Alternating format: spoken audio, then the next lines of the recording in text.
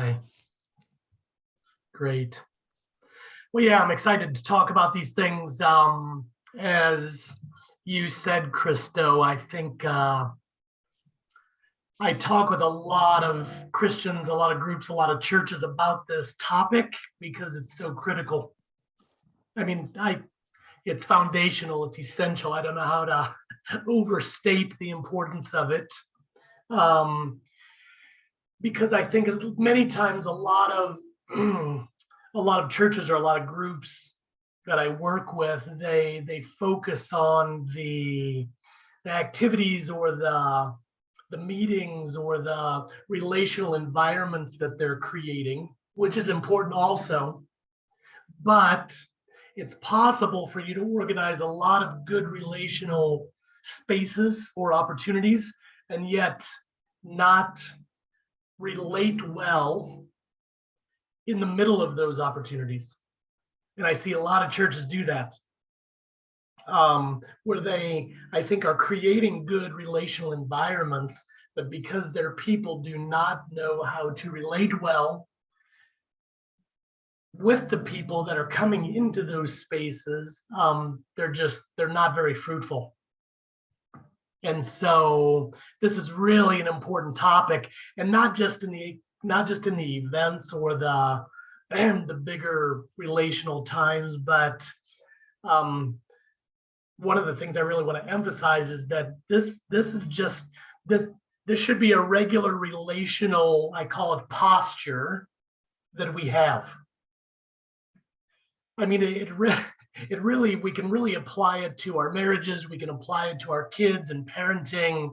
We can apply it to our relationships with other Christians. So yes, we're going to talk today about the importance of relating well, communicating well with non-Christians, but it's really a relational commitment, a relational posture that we need to have all the time. Because as sad as it, what I've found is that part of the reason why we don't relate well with non-Christians often is because honestly, we don't relate well with each other as Christians often. I see it in many churches. I see it in many even small groups, like the small group of people, and they don't know how to, I would say, relate in deeper ways.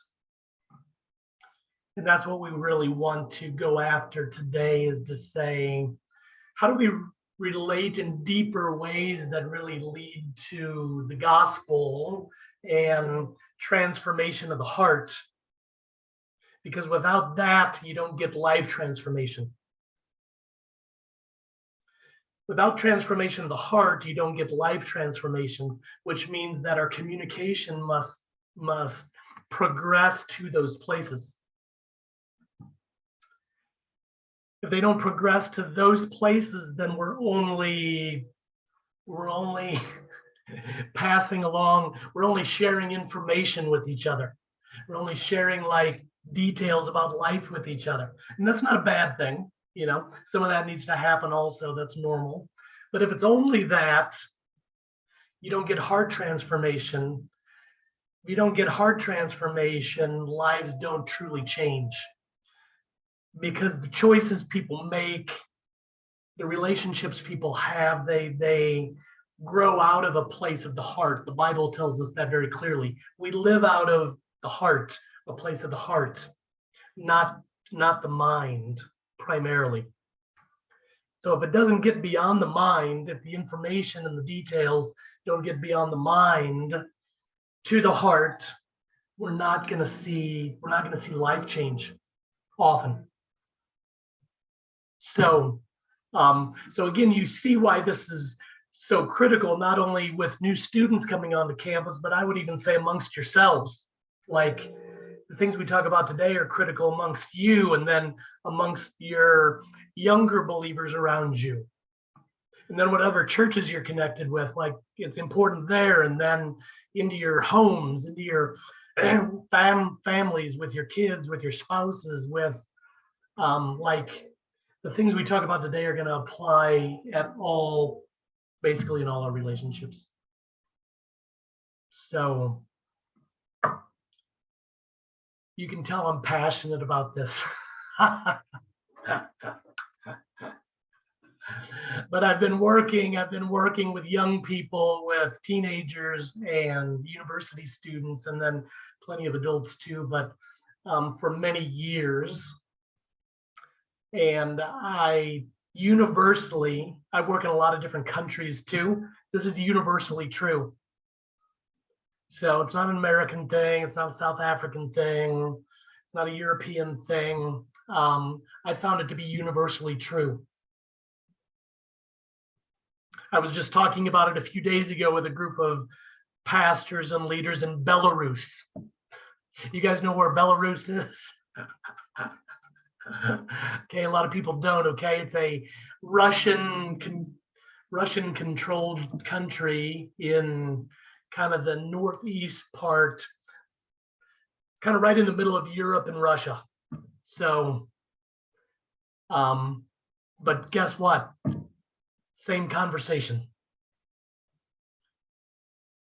And they admitted, like, their people, their churches, the Christians, they don't do it well. They don't do this well in Belarus. So anyway, I will talk about the principles, the document that you were sent, the circle, but then let's dialogue about it, especially as it relates to your context. And I want you to be thinking even about specific relationships you have as we talk about these things, to say, yeah, I've been in this relationship for 2 years with this student or this person, and it doesn't seem to have progressed to deeper places. Like, why is that? So it's not a bad relationship. It just has not progressed, like I said, to a life transforming relationship. So I want you to be thinking about specific people in your life, Christians, non-Christians, as we talk, so that you've got some feedback, some observations, some questions. So we sent the document again that I think explained the circle pretty well, but let me just explain the circle a bit, and then again we will dialogue about it. And we will talk about, again, as Christo said, you've got these new students or returning students coming soon, and how can you as a team relate in deeper ways with them, but how can you even train more of your ministry to relate this way? Because that's when you're going to get the real fruit and the real influence, broader influence, is when you can get a bigger group of people committed to relating this way, not just a few of you. So hopefully you guys will continue to grow in this, but hopefully you can pull others along with you to relate in this way, because that's when you're going to get, again, real powerful, influential, fruitful ministry. So let me explain the circle, okay? One thing, let me say at the middle of the circle, it's an important reality of just, I think, how relationships progress, okay? So at the middle of the circle, you see, we're going to talk about, okay, new students coming into your ministry. At the beginning, they're only a contact, okay? You don't know them, they don't know you. You might know a few details about them. They're only a contact. But then as you do get to know them, they become an acquaintance. I would say an acquaintance is somebody where you know some details about their life, their family, what they're studying, what their hobbies are, what their favorite food is. Those are acquaintance type relationships. Okay, you guys know what that looks like. You probably have lots of those. Actually, again, a lot of Christians I work with have a lot of acquaintance relationships with non-Christians. But it's interesting, most relationships with non-Christians get stuck there. They don't move beyond acquaintance to what I would call friend. And let me say, when I say friend there, again, it's not superficial friend, it's trusted friend. So if our relationships with lost people do not move to that stage, they probably will not move into spiritual areas. That's a big reality that you got to talk about this often with your team and with your ministry. If our relationships with lost people do not progress from acquaintance to trusted friend, basically becoming a friend of sinners, we're not going to have deeper spiritual opportunities with them. Because if a person is going to go to those deeper spiritual places, they're usually only going to go there with a trusted friend, right? Trusted friend or trusted family or trusted relative. Like, you're not going to talk about these big life questions with somebody who's an acquaintance. Usually, you're like, I wouldn't. Would you? No. Okay, it's kind of obvious, but it's highlighting the point that our relationships must progress there. And then hopefully, again, that's where the supernatural and the Holy Spirit comes into well, he's involved in the whole equation, obviously, but especially moving it from friend to disciple. That's where God needs to move in a person's heart to open their eyes, open their mind to his love for them, to the reality of their relationship with him. But we don't control that part of it. So you remember when Paul was talking about this too? The Apostle Paul, he was talking about our role in relationships to be the planting and the watering. That's the first part of this picture, okay? The contact, the acquaintance, the friend, that's the planting and the watering that we do. But then the fruit comes from God intervening or being involved in moving it beyond there. So our role in that, again, is to love well, serve well, pray well.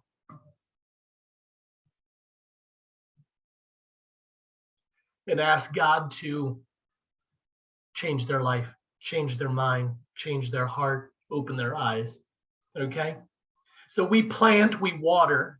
We do that by loving well, serving them well, speaking, as we will talk more about on this call, speaking the good news as good news. And then we pray and pray and pray and pray and pray and pray and pray and ask him to allow that truth that we are communicating to change their lives, to open their eyes. Okay? So that's in the middle of the circle. Let's talk about the outside of the circle. You can see the circle has arrows going around it. Okay? That is meant to communicate process. That relationship is often, well, not often, it's always a process, it's a journey. It's continuing, okay? So don't see the steps around the circle as like one time and then move to the next one. No, many times. So we do certain things many times and it keeps circling and circling and circling and circling. And some relationships, and I know this is hard in student ministry. Again, I spent a lot of years working with students. It's hard because sometimes you don't have years. But unfortunately, sometimes it does take years. I can think of one when I was living in the Czech Republic. I was working with a lot of atheist students. They had no belief in God. They had no information actually about God, no information about Christianity. They knew almost nothing about Christianity or the Bible or Jesus. And so we were starting from zero often in relationship with them.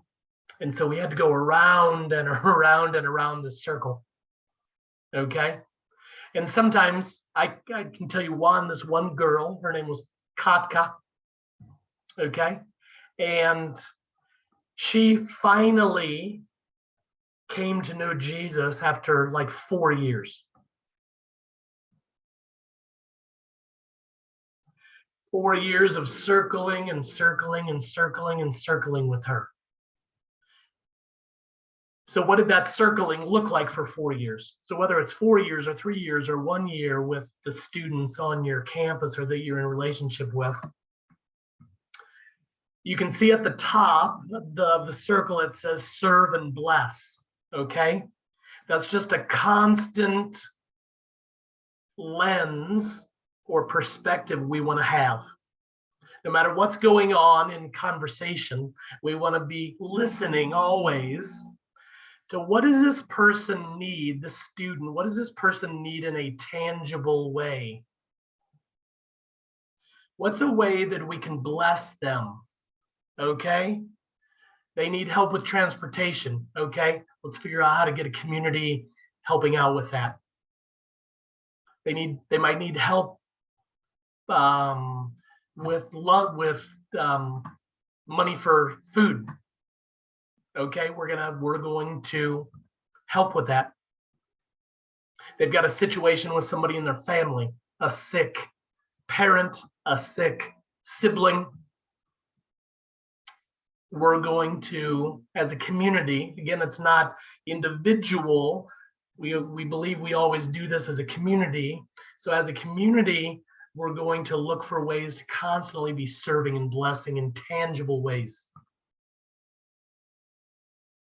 Okay, we can come back to that. But again, we're circling around. So we might do something like that this week, and then 3 weeks go by, and we hear through conversation again something going on in their life, and our community says, oh man, we'd love to help out with that.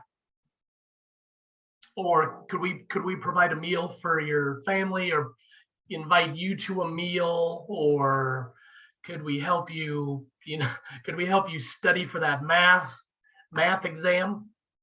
I know you've been struggling a bit, you've told us, man, math is stressing you out like it does most people. Okay? Math is stressing you out, but we've got a couple people over here that love math.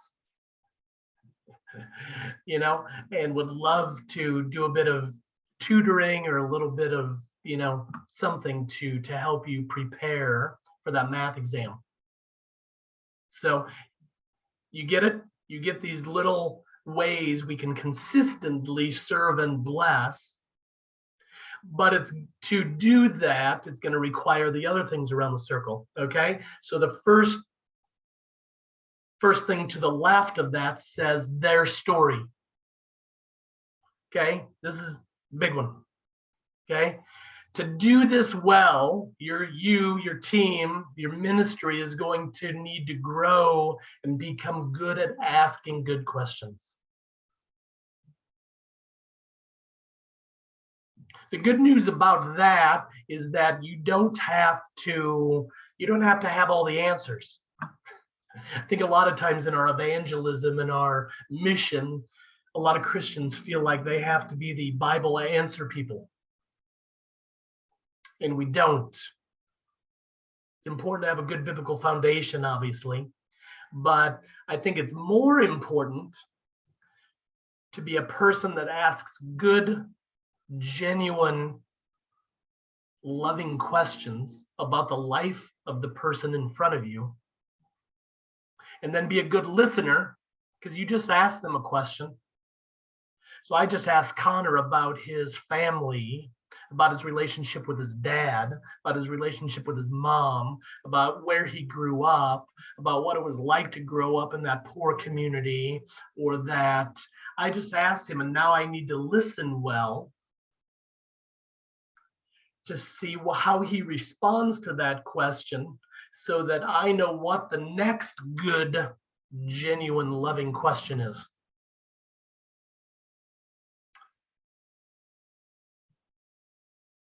Where I asked Christo, man, Christo, I'd love to hear, you told me you had two younger siblings, a brother and a sister growing up. What was that like? You were the big brother. Tell me about those years growing up, your big brother. Was it good? Was it hard? Did you have a good relationship with your siblings? Tell me about that. Then Christo tells me some stuff, and he tells me about some of the good times, and he tells me about some of the struggles. And then I'm listening well and saying, Christo, can you tell me more? There was that time when your sister got really sick and almost died. Can you tell me more about that? Seems like it was a really pivotal time in your life. Can you tell me more about that? How did that affect you? How did that affect your sister? How did that affect your relationship with your sister? Did that affect your perspective on life in any way?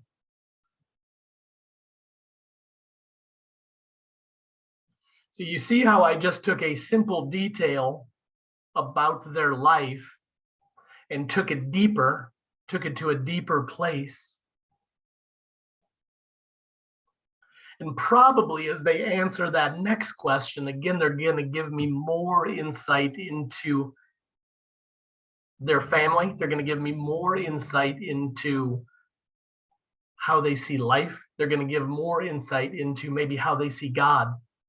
At that point, they might say, yeah, we had some people and they came around our family and they prayed for my sick sister. And it was a really powerful time, especially when she got better, when she was healed. Wow, that's cool. Tell me about that. Who were these people that came around and prayed?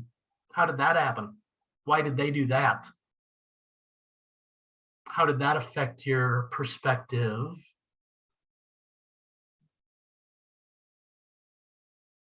Okay, so we're asking question after question,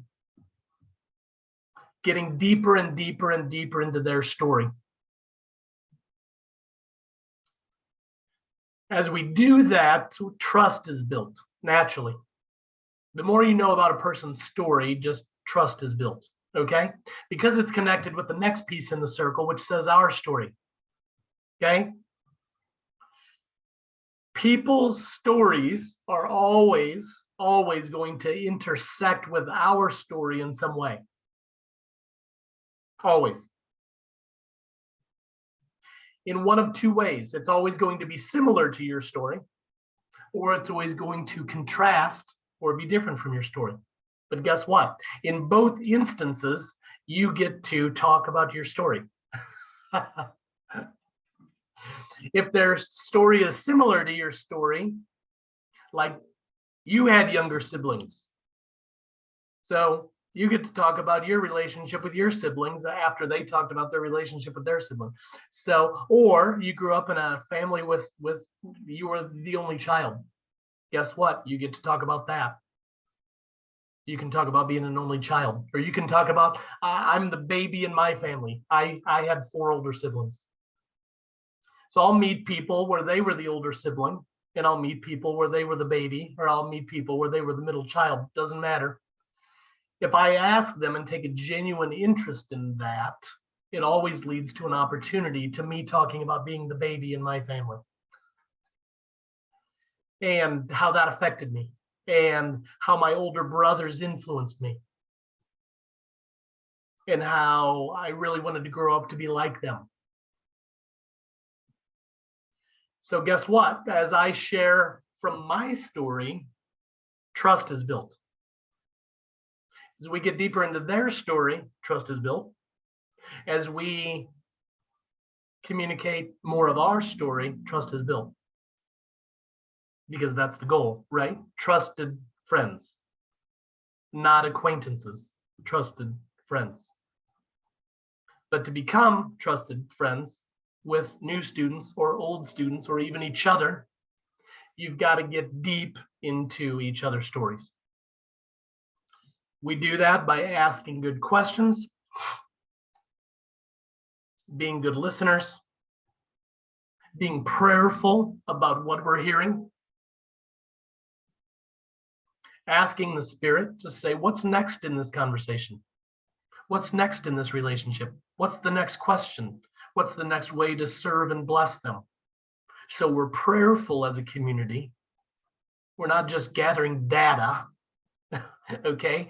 This isn't just some data gathering technique, okay? It's how we genuinely love, okay? So if you want to call it a technique, I would describe it as a genuine loving technique, okay? But it needs prayerful dependence connected to it. There's got to be this supernatural dynamic at the middle of these relationships you have with students.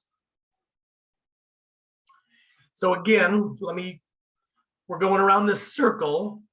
Sometimes you might see a student on campus and you have 10 minutes with them. They're on their way to class. They don't have much time. You see them for 10 minutes. You ask them one or two questions. Man, when we talked 2 weeks ago, you told me this thing was going on with your family. How's that situation? Okay. Did your dad find a job? Did your mom get better from COVID? How's that sit? Because you asked them those questions 2 weeks ago and listened well. Now, 2 weeks later, you can build on it. Ask them how those situations are going and ask them one or two new questions. So it might be 10 minutes this week, 15 minutes between classes next week, maybe 30 minutes the next week over lunch or coffee or a Coke. Okay, and so that's the circling reality. Many times Christians feel like they have to have these long, deep, like 1 to 2 hour discussions every time, or they failed somehow. No, we need to, our people, your ministry needs to learn to genuinely love people in the small moments, 10 minutes, 15 minutes, love in the small moments, because then you add up all those small moments and they become big moments.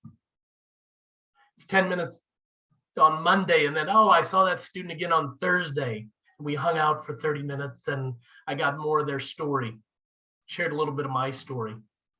And then next week we did lunch together. And then a week later we played some football or some volleyball together, a little bit more, a little bit deeper around the circle. Oh, and I heard their family was struggling with this, or they were struggling with this. So our community put some groceries, some food together to help them out. Around and around and around, becoming trusted friends, being prayerful for them, asking God to take those moments and use it to lead those students to himself. So serve and bless at the top, their story, moving to our story, and then the next piece is God's story. Christians are always, leaders, pastors are always asking me, like, how do conversations move to God? How do they move to spiritual places? These guys I told you in Belarus a few days ago asked me that exact question. Like, you talk about going to the park with non-Christians and eating meals with non-Christians and throwing parties with non-Christians. So we hear about all these relational environments you create, but do they ever lead to God? Do they ever lead to Jesus? I said, yeah. Well, how do they? Because we throw a lot of parties and we just hang out with people. The relationships don't lead to Jesus. So I said, because of this conversation here, at a meal, at a party, at the park, playing volleyball, watching some good rugby, whatever it is, whatever the relational environment, as we are in those environments, we need to have this kind of relational intentionality. So, Christo, as far as a dominant principle here, something you gotta repeat and repeat over and over and over for your ministry is relational intentionality. I think that's the best way to describe the circle. It's relational intentionality. It's saying I have a person in front, I have a human being in front of me right now. I have a human being made in the image of God in front of me right now. God would be pleased if I loved them in this moment by having this sort of relational intentionality.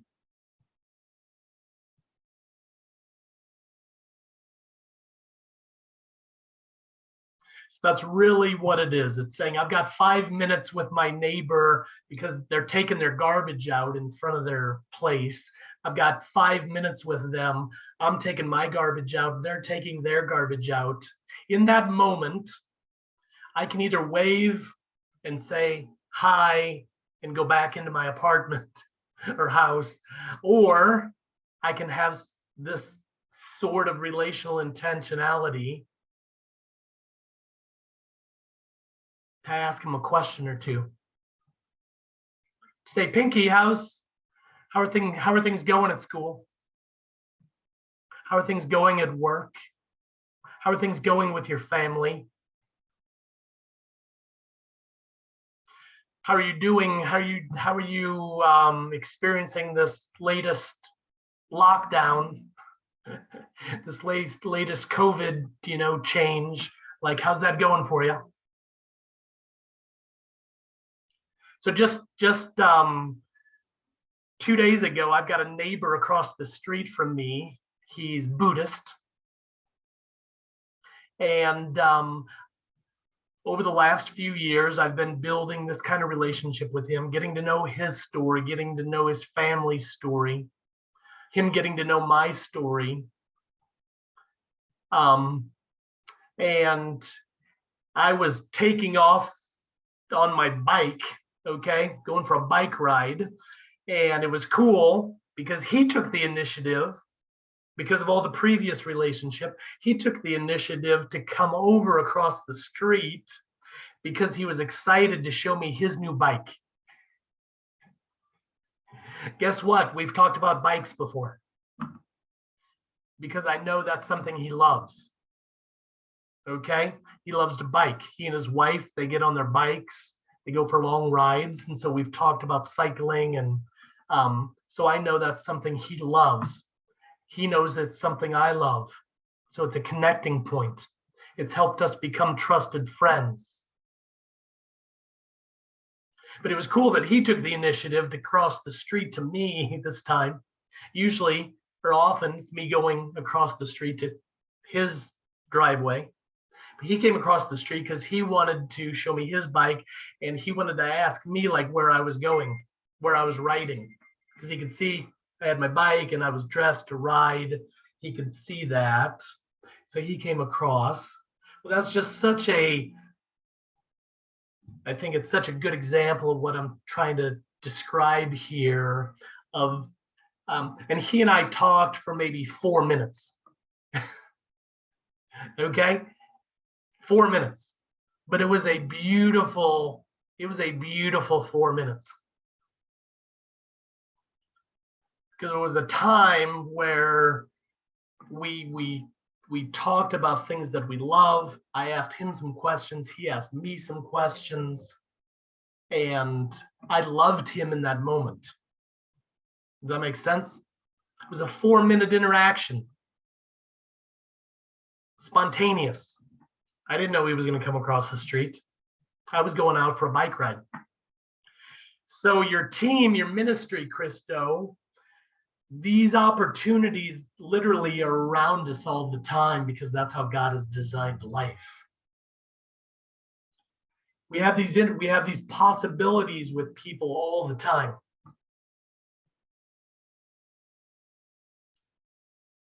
Four minutes here, 9 minutes there, 12 minutes the next time. And the question for us is, are we going to love well in those moments?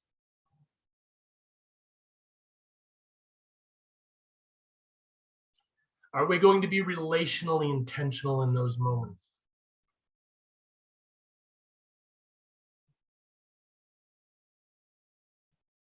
To become trusted friends with the lost people God has placed in front of us.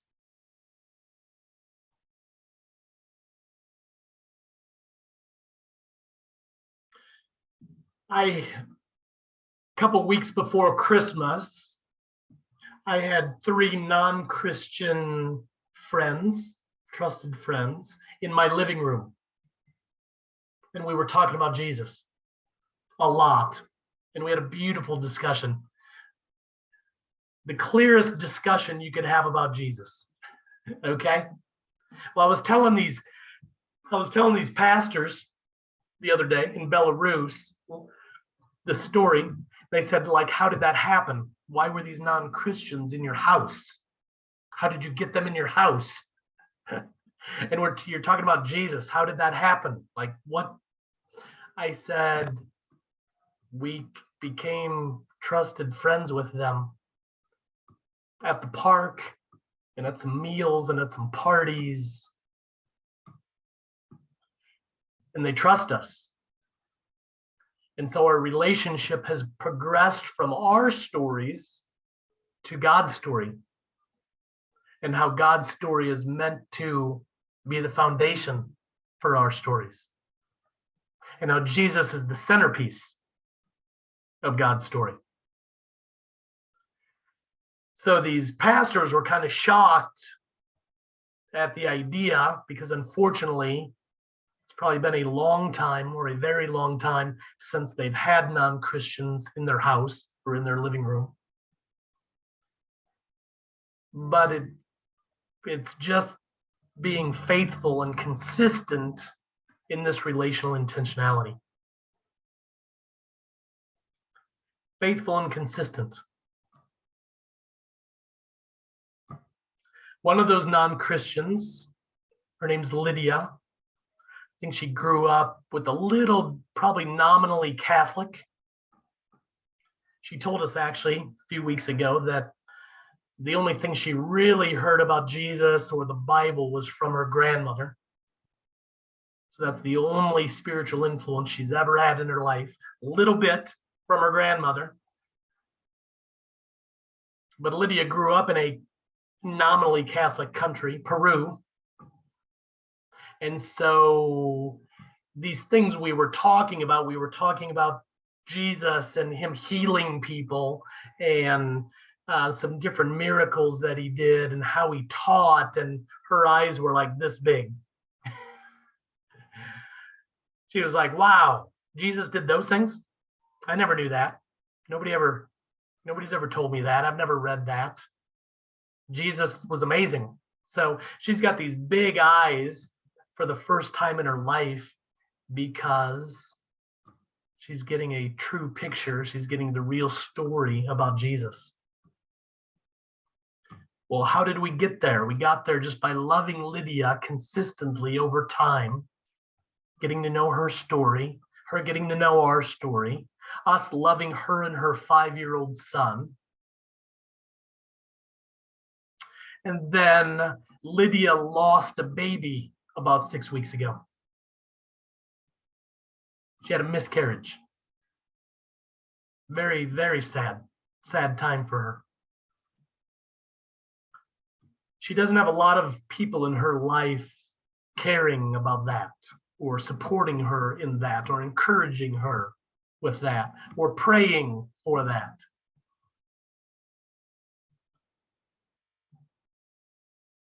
So again, in that moment, we look to serve, bless, encourage her. in the loss of her baby. And we check in on her. Lydia, how are you feeling physically? How are you doing emotionally? So we're really being like good family to her. Another way to describe what we're the circle is it's really relating like good family, communicating like good family, loving like good family, serving and blessing like good family. So something for you to consider as you cast vision for your ministry and how you want your ministry to feel. I'd say that'd be a good one. That'd be a good one. We want this ministry to feel like good family. Again, new students, returning students. We want it to feel like good family. We want to relate like good family. We want to love in genuine ways like good family. Okay, so that's enough.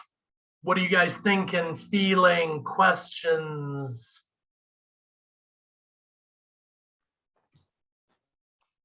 I have one question, or actually maybe two questions that you can maybe speak into. So, because we are full-time gospel workers, and because we spend, quite significant time on campus, we tend to have contact with a lot of people. So, so let's say each of us have like contact with 40 people. Yep.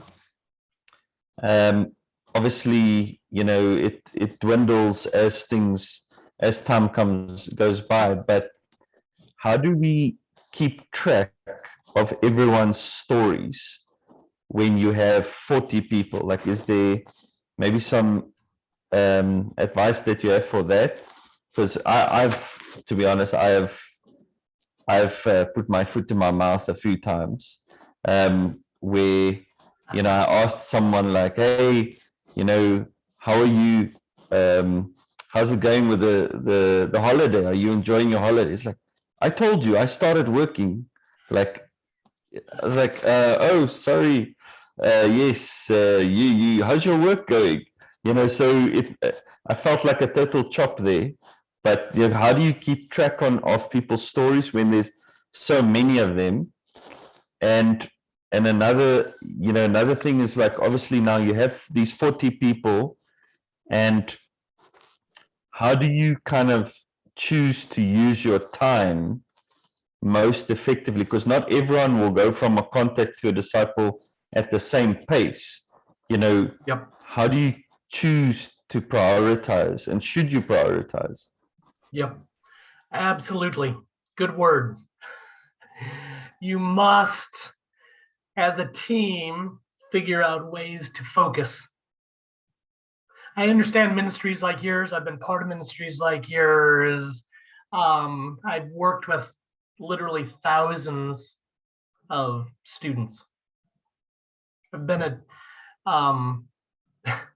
too many camps with hundreds of students.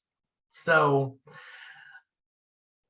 I know the tendency is to want to love them all and influence them all well. Okay? We can't. We've got to be realistic and we've got to focus. So, how do we do that as a team? One, you got to, I would say, make some lists.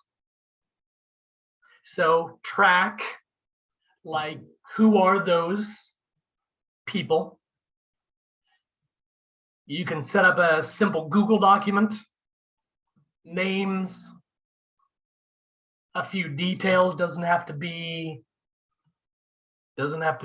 complex, but a simple. And I've talked with churches and ministries before, and they were like, "Ooh, that sound." When you start talking about tracking people and making lists, that sounds like controlling. And it's like, That's one way to see it. I said, actually, I believe it's a way to love people well. And I gave them the example. I said, if you were to see my desk here that I work from, full of lists of people. And guess what? A few of those lists have my kids' names on them. I've got 5 kids. Am I just trying to control, manage? Is it like, a factory approach? No, my 5 kids are on a few of my Post-it notes. Okay, I've got about 100 Post-it notes on my desk. Here's one of them. Okay, it's got a few names on it. My kids are on a few of those Post-its. Why? Because I love them. And I want to be consistent with them. And I want to be intentional with them. So their names are on a Post-it note with go for a bike ride with the girls. Because if I don't do that, I'll forget to go for a bike ride with my 11-year-old daughter. So it's just a reminder. It's a reminder to go for a bike ride. It's a reminder to pray for them. It's a reminder to get a meal with them. It's a reminder to take them out for ice cream. Okay? So it's not some weird controlling thing. So anyway, make a list and do it together as a team. Because again, if all of you have 40 names on your list, like that's not manageable. At the end of your school year, guess what? You're going to have hundreds of names on your lists, and they're all going to be nothing more than acquaintances. You've got to get a smaller, focused group of students. You want to become friends with them, trusted friends. You can't do it with hundreds. If your team was about 50, maybe you could do a few hundred. But your team, I don't think, is that big. So you've got to say, what is a manageable size pool of people that we can love well? How do we determine that? We pray and we discuss and we ask for God to show us which students are the good fruit, which students are the good soil.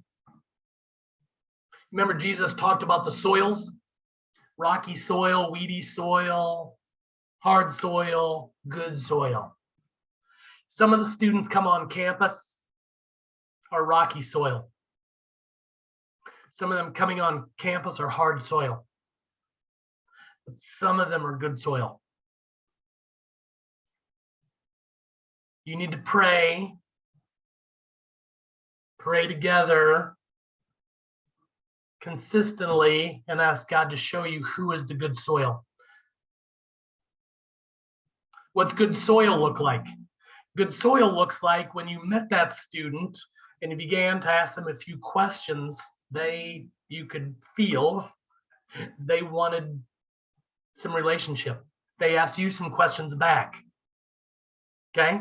That's a hint, could be good soil. And then you said, hey, we're getting some people together on Friday night. We're gonna go watch a movie, play some volleyball, get some ice cream. You want to come with us? Oh, I'd love to. Okay. Good soil. Good soil. So you've got to look at your group of 40, Crystal. I'll just say you've got 40 people in view. Through conversation, through prayer, you need to get that down to 10. So all of you need to get your 40 down to 10. And to say over the next 6 months, this semester, we're going to be consistent and faithful in relating with, talking with, praying for those 10.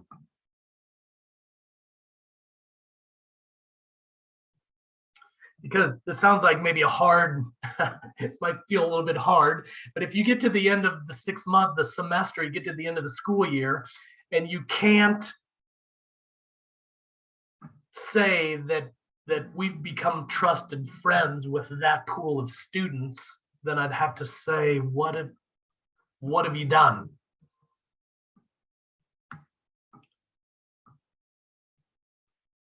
Because again, probably if you haven't become trusted friends, those relationships have not progressed to spiritual places, which means you've had lots of acquaintance, superficial type relationship with hundreds of students. But so what? And I can say this from my experience. When I was living in Europe, man, we had contact with thousands of students, thousands. But if you were to ask me, oh, Todd, where was the fruit over the years? Where was the fruit? Where was the lasting fruit? Where was the life-changing fruit? From the thousands, it was this smaller, focused group of students that we went deep with. Katka. 6 months into the relationship, I already told you about Katka. It was clear that she was good soil. She loved to spend time with us. Meals, parties, go for walks at the park. She loved to spend time with us. She loved to talk about her life and hear about our life. You could tell like there was a hunger there. Hunger for relationship, but hunger for more in her questions and in her communication. It was good soil. And then she would tell us, like, she said, man, I love spending time with you. She said, I don't believe a thing you believe about God. She was honest. But how could she say that to us? Because we were friends.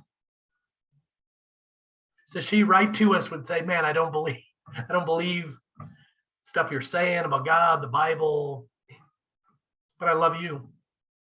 I love spending time with you. And I'm open to continuing to pursue these conversations. She didn't say she didn't want to talk about it. She was just saying she didn't believe in it yet. See, big difference. Big difference. But how did that happen with Katka? How will that happen with these new students that are coming back to your campus? Consistent, faithful, relational intentionality. But you can't do it with hundreds. Impossible. You start with the hundreds, and then you shrink it down some. Say, okay, we've got the hundreds down to 100. Okay, we've got 100 students in view. It's probably still too many. This semester, these next 4 to 6 months, we've got to get that down to like, we'll say 60. And we are going to love and pursue and serve and pray because we believe those 60 students are good soil and ripe fruit.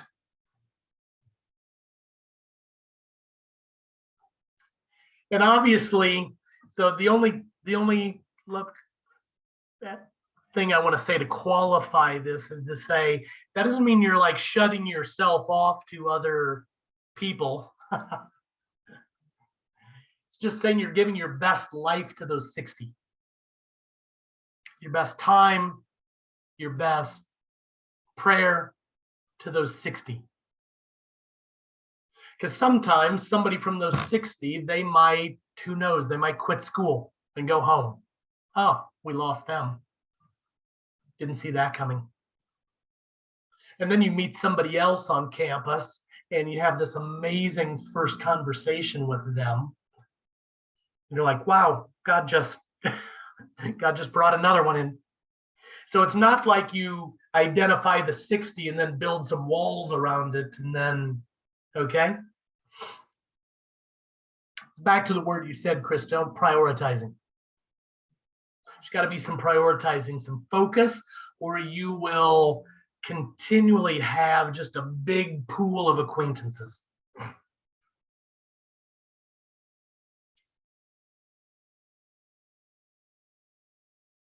Let me say one more thing. So when you get to your 60 or your 40, 50, whatever that number is, everything you organize, you're going to the park, going shopping, you're going to a movie, going for coffee, doing everything you do, guess who gets invited into those things?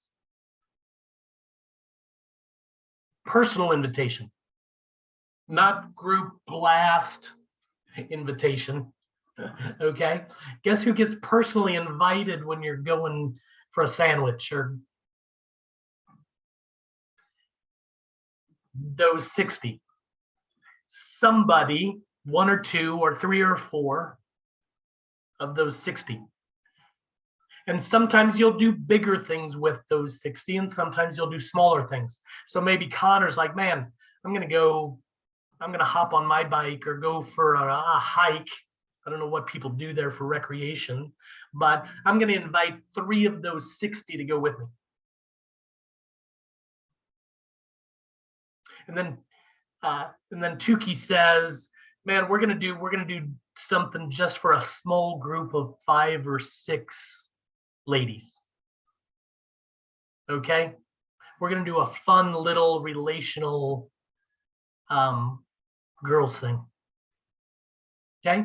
So sometimes we do bigger parties or bigger activities that have more energy and there's more of that. And sometimes we go small. But who is getting consistently invited personally into those spaces? The 60. So it even affects how you invite. It even affects how the opportunities you create, because you're not thinking about hundreds all the time. You might do a few things really big for 200, but most of the time you're going smaller, focused, so Tukey organizes this thing for 4 non-Christian students. Friday night, I don't know what it is. Again, I don't know what's appropriate in your context. But then Tukey and the other 2 Christians with her that are with these 4 non-Christians, so it's 7 of them, they're going to spend 2.5 hours together somewhere doing something with relational intentionality. They're going to have fun. They're going to eat some dessert or whatever's appropriate, and always be relationally intentional and say, we're going to ask these 4 non-Christian girls some just genuine questions about their life. And you know what's cool when you do it in those smaller groups of 5, 6, 7 is that the stories will cross-pollinate. So these non-Christians start sharing something, and then another non-Christian is like, I had that exact experience. And then she shares something. And then it connects with Tukey's story. Oh, so she shares something. Oh, and then now it goes over here and it connects with something in her story. And over the course of 2 hours together, they laughed and they became better friends because they know each other. They know each other's stories. They know something about where each other grew up. They know about each other's parents. They know about each other's siblings. They know about, they know the details of each other's lives that shaped them to be the person that they are currently. It's another way to say this. Through our questions, consistent questions, we're trying to paint a picture of what shaped this person. What good things has shaped this person? What hard things has shaped this person? What people have shaped this person? What experiences have shaped this person? So our questions do that. Okay? So anyway, long answer, but important answer to your question, Christo. Because with a ministry like yours, I understand that you've got to bring focus to it. You don't bring that kind of focus to it, lots of acquaintances and very few trusted friends, I believe. What else, guys?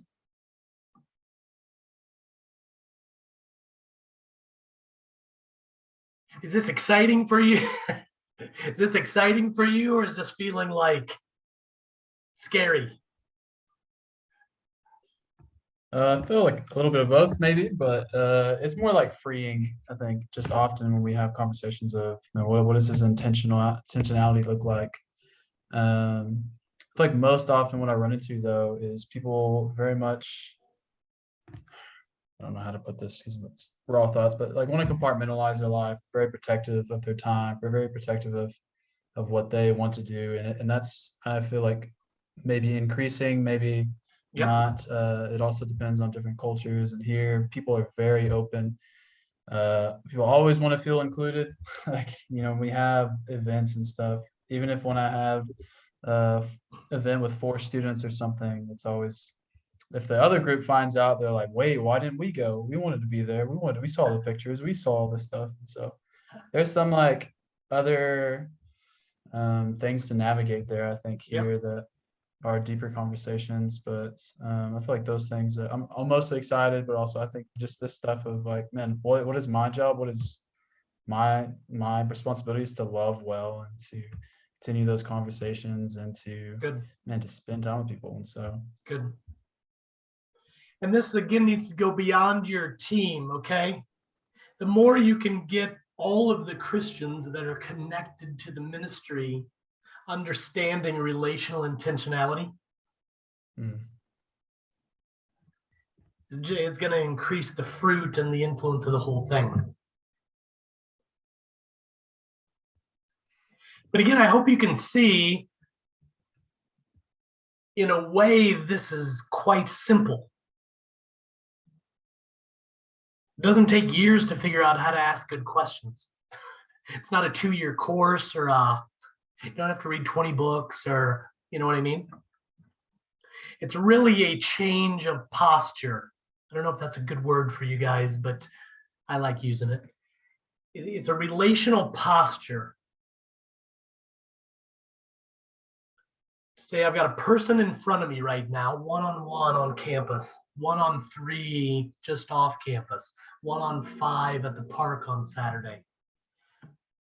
I've got these people in front of me in these moments, 10 minutes or an hour or 2 hours.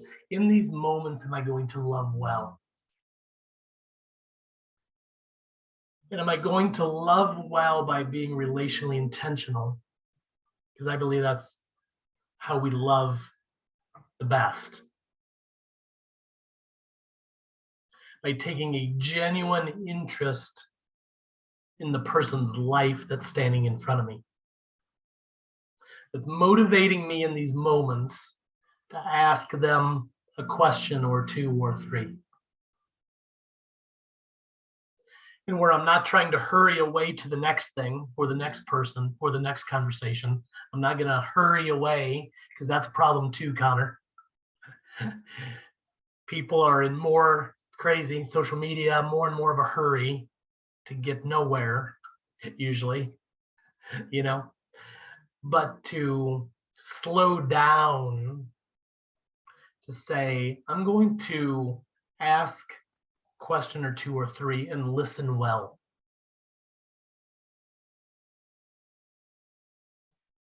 Because in the listening, it's going to help me know how to love them next time better. And it's going to also give me opportunities to hear how I can love, serve, bless them tangibly. And it's going to give me insights usually into where is their unbelief coming from. oh, so they had two parents that claimed to be Christians, and one of their parents had an affair, and their parents divorced, and oh, that just gave me a lot of insight into why they're angry, why they feel like a lot of Christians are hypocrites, why they don't want anything to do with the church, because of their parents' story. Well, that's going to affect how I talk with them about God's story, right? But if I don't know that, I can only communicate a generic gospel to them. And the generic gospel isn't bad, it's not the worst thing. But what if we could be people that communicate the gospel as good news into the bad news of people's lives? So the bad news in that story is that their parents divorced. The bad news in that story is that their mother died of cancer. The bad news in the story is that they were sexually abused as a teenager.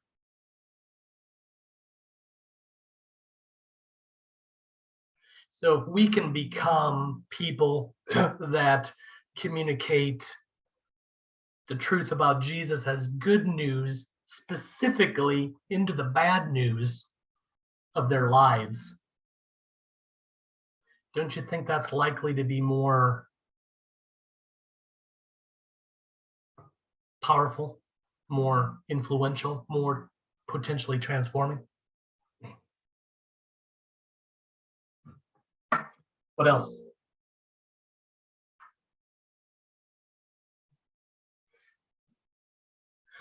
Say something more. Say something more contextually about what you feel like the challenges to this could be.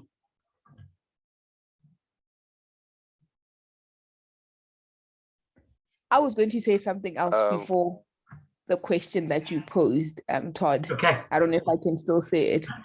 I was saying, I think even hearing you speak about how the little moments can add up to big moments, I think is very helpful to hear, because I think for the longest of time, something that I've always done is to think that I can get the most from a 2-hour one-on-one with a person versus 10, 15 minutes at a Friday afternoon event, or if I randomly bump into them on campus and all of these different things. So I think hearing that is very helpful, and I think freeing. Like there's a lot that we can get even in these 10-minute convos, even in these two, whatever, basically maximizing on the time that we have. I think that's what's going on. That's one of the things that's going on in my mind hearing you speak. And yeah. Great observation. And wow, should that be encouraged for you guys that are in full-time ministry? Like, again, I've been there for the last 25 years, so I know, okay? But it really, in a way, helps redefine what success or like is. So I love your comment. Like, I didn't have any 2-hour conversations today, or any 1-hour conversations today. But I had 3 or 4 really good 10 to 15 minute conversations today. And then I followed up on those conversations and sent a text to that person. Said, man, loved that little interaction we had. Hope we can do it again soon. So I actually got I got a second relational touch point because I followed up on it with a text. And maybe even a third touch point to say, man, it was great that little conversation we had. We're going to be getting together for a meal on Saturday night, 7 p.m. wherever. Love to have you join us for that. So then it becomes a third touch point. And depending on your relationship, so I've got another non-Christian neighbor. His name's Norm. And I actually saw Norm just walking on the street yesterday. And Norm he was picking his kids up from school. He yells to me from across the street, like, hey, where are you going? So he was just in an accident. he was riding a scooter thing and like had a big crash and broke both of his arms. Okay. So when I found that out, I was texting with him, even though he was having trouble texting because of his broken arms. But I took the opportunity to say, Norm, I'm praying for you. I'm praying for proper healing of your arms. I'm praying for fast healing of your arms. What non-Christian is going to refuse prayer or refuse the thoughtfulness of someone telling them they're praying for them, right? Nobody. So you have those little interactions throughout the day, and then you can even build on those short interactions through text or a phone call. And every time we do that, it communicates, I care about you.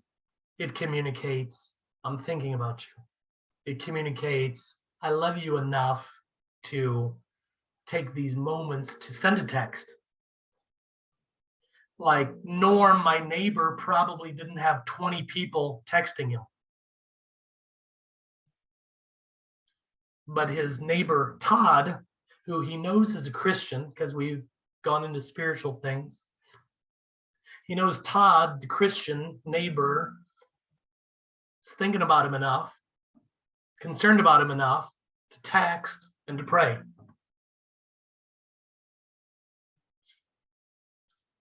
That should be encouraging for you guys as you go about your days to redefine like progress and success in your ministry. So thank you for that comment. Somebody else was getting ready to say something.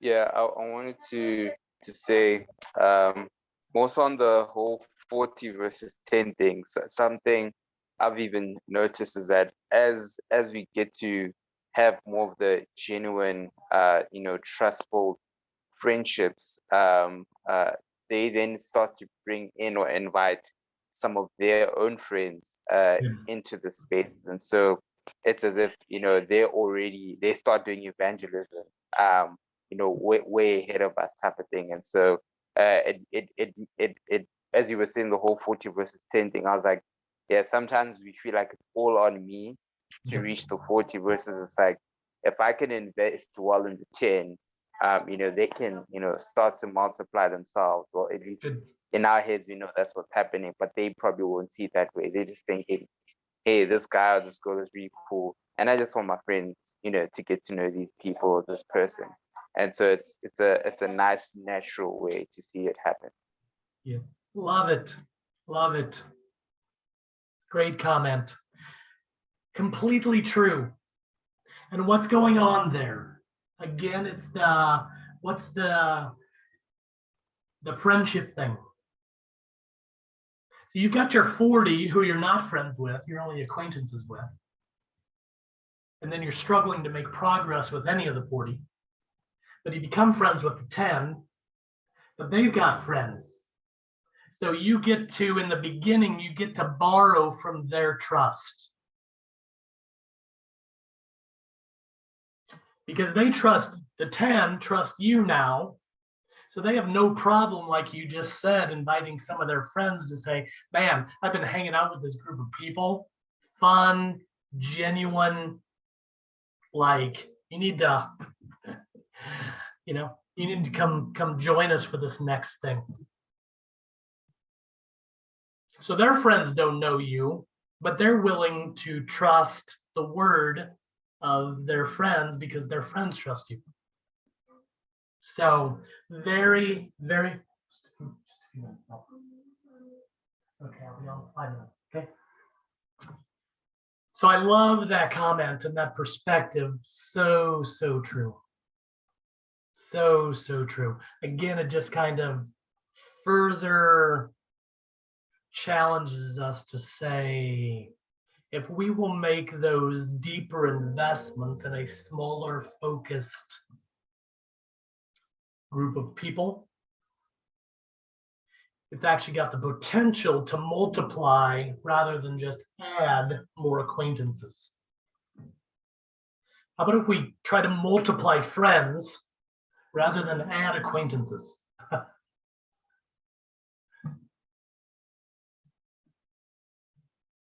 Great comment. Couple more minutes. Any final observations or questions? Yeah, well, one of the points I wanted to raise, more so based on the question you're asking, and maybe some of the contextual challenges that we maybe foresee based off of what you shared. So I was just thinking, a lot of what we saw last year, as we got on this new campus, we realized that a lot of the students that we're reaching out to, financially, they don't come from a good background, nor do they have much.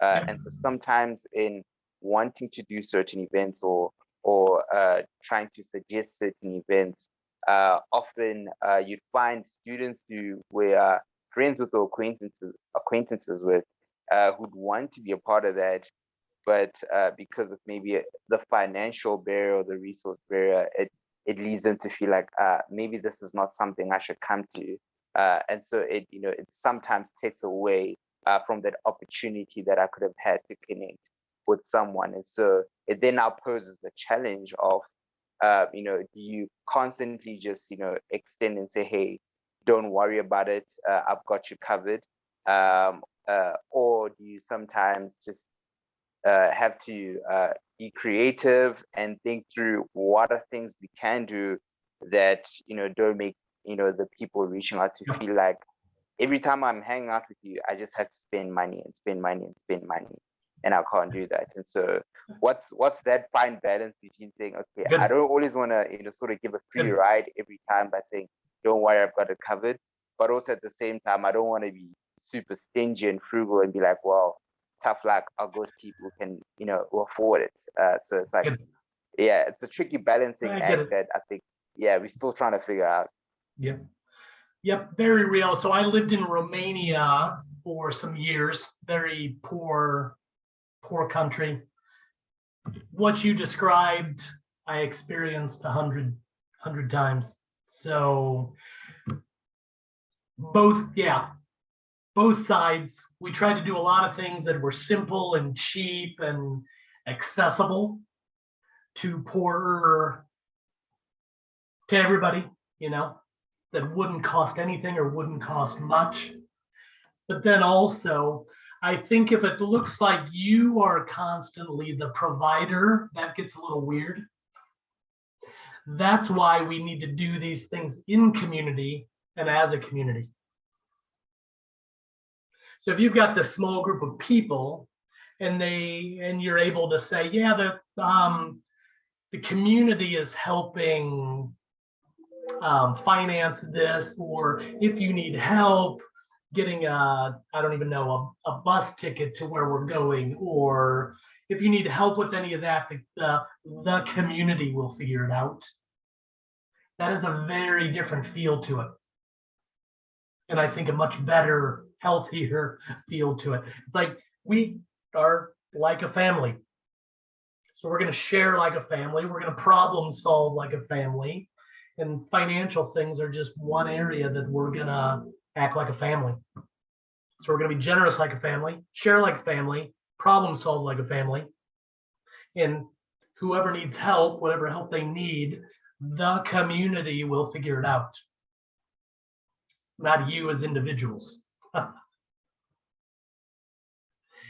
So that you feel, again, there's this weird dependence upon you. Don't want that. Want the community to do it. So,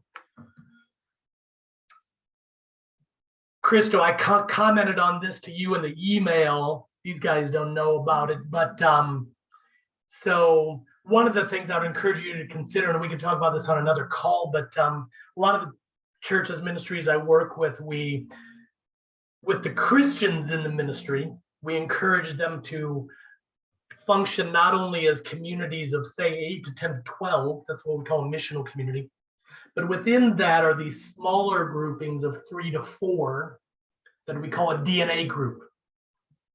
So it'd be 3 or 4 ladies together, be 3 or 4 guys together. And those those smaller groupings are where you're getting the deepest, most vulnerable, accountable relationships. That's where you're pushing the truth of the Bible into the details of each other's lives. It's much more than a Bible study. Okay, so the benefit of having something like that, if they're functioning well, and we'd have to talk about that again on another call, how to organize those, how to, if those are functioning well, part of the benefit of it is that it's really training ground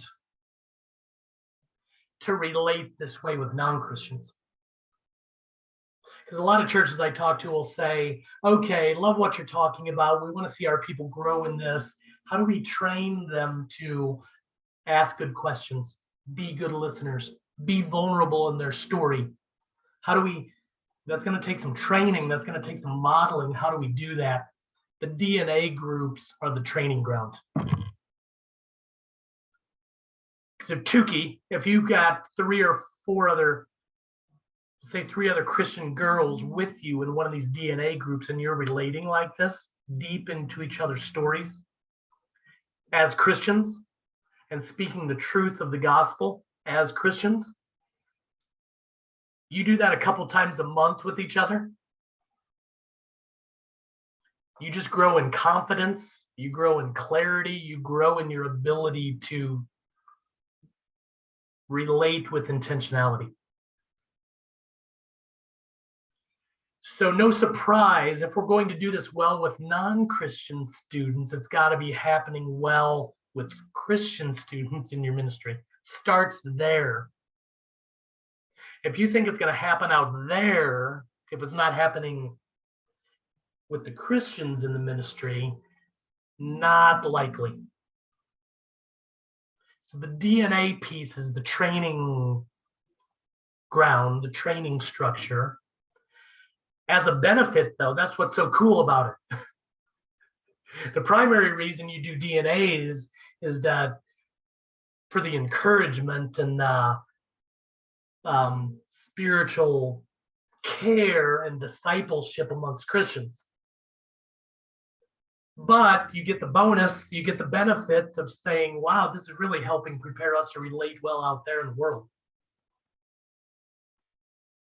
Does that make sense? So I'd really encourage you, you might already have some form of that, great, but I'd really encourage you to consider how you could get the Christians in your ministry relating in these little 3 to 4 person DNA groups, which is going to have that double effect. It's going to push them deep into the gospel with each other. And then it's going to help them grow in knowing how to relate in deeper, genuine, intentional ways. Yeah, we're very blessed that we are part of Red Door Church with Reinhard, where the structure is already missional communities, DNA groups. The only thing that we're still trying to kind of figure out is, do you put all the students together as a missional community? Do you only put students in a DNA group, or you do some cross-generational things with the church, or do you do both and say, hey, you're a student, you have more than enough time, you're in the campus missional community and in the church community, so those are definitely things that we're wrestling through, trying to figure out. But yeah, we definitely sold out on the whole idea of missional communities and the DNA groups. It's just how it practically works out that we're wrestling with. Yeah, good. Yeah, some of the, I mean, honestly, well, do a lot of your students live near to the campus? Mm. Or are your students like spread pretty far in Pretoria? No, most of them are pretty much on the campus or very They are. close to the campus. Yeah. Okay, so that's good. You've got that proximity, that consistency built in then. Yeah. But is Reinhardt's church, are most of the people connected with the church close to the campus? Yeah, so we bring all the students to the church, even though it's like 10 kilometers away, but there's still, we really try to go for the multi-generational Yeah. feeling. Yeah. But yeah, it's a little bit further, and we bring them to all the church events. Yeah. Yeah. Which you can do with events. I was asking because you've got just normal daily life. And if there's a lot of physical distance there, you're not likely to get natural, like, man, hey, come over for a meal, or man, spontaneous, like we're going to go to the park, or spontaneous, we're going to watch some rugby, or so proximity provides that kind of spontaneity. Yeah. So yeah, but we've been very blessed with a lot of the church members, have gone out of their way to be intentional to reach out to the students and invite them to into their homes and stuff. So yeah, challenges, barriers, but yeah, they are sold out to be intentional and to reach out to the students. But yeah, this is a new year and we're going from strength to strength. So we want to try and just do it well. Well, hey, let me pray for you. I love what you're doing. I love your, I think God's got good things in store for you this year. You've got a desire to love the students on campus. That's beautiful. And so let me pray that God would protect you and give you strength for these next months as students come back. So Father, thank you for my brothers and sisters there. Thanks for their love for you. Thanks for their love for people, especially students. Pray that love would only grow. I pray in the coming months that you would protect them, keep them spiritually safe and healthy, keep them physically safe and healthy. Give them energy and passion to love well, to be relationally intentional.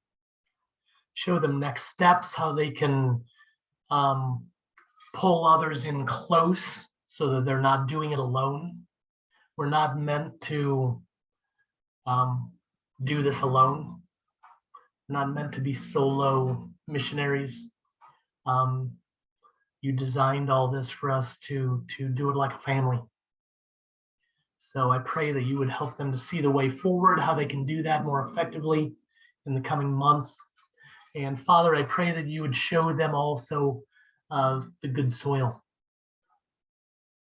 As all these students come back, hundreds, thousands, I pray that you would show them where the good soil is, where you are moving, what lives you want to change in the next months. Show them that so that they can focus and just really love those students well. So we pray for help with all those things. Father, thanks for loving us so well today and every day. We love you and pray these things in Jesus' name. Amen. Thank you very much for your time, and we appreciate